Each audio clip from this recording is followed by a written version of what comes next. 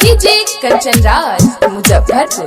Recording by freedom studio Bhagalpur. Singing by Lakhan Lal Singh. कोई सन बनैल हो बाबा हो हमारा नसीब हो। कोई सन बनैल हो बाबा हो हमारे नसीब हो। चेहरा टहलिए गेलै बहुत सारे करीब हो।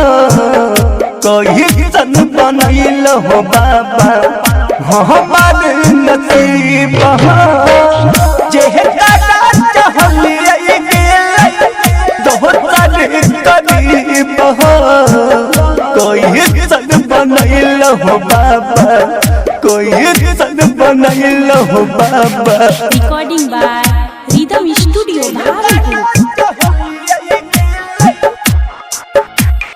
डीजे कंचन राज मुजफ्फरपुर।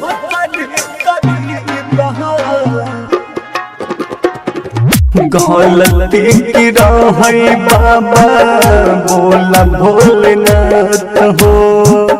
पगली हो छोड़िए के चल गेल साथ हो। चल गेल साथ हो। चल गेल साथ हो। गलती की रही बाबा बोला भोलेनाथ हो। पगली हो छोड़िए के चल गेल साथ हो। पगली हो छोड़िए के चल गेल साथ हो।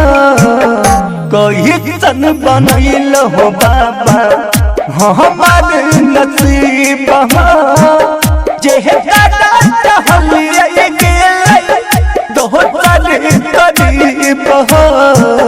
कोई सन बनैल हो बाबा कोई सन बनैल हो बाबा।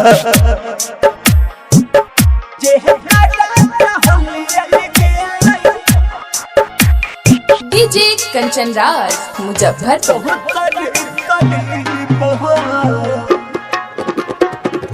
कोई सन लगाई के गेला हमारा राग हो।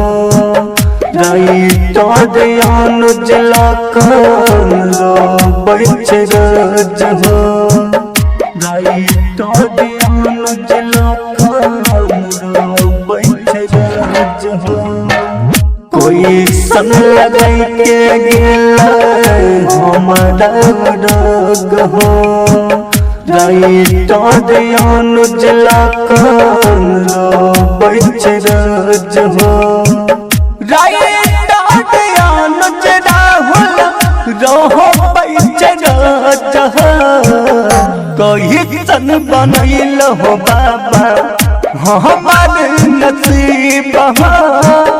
चेहरा टहलिए गेलै बहुत सारे करीब हो।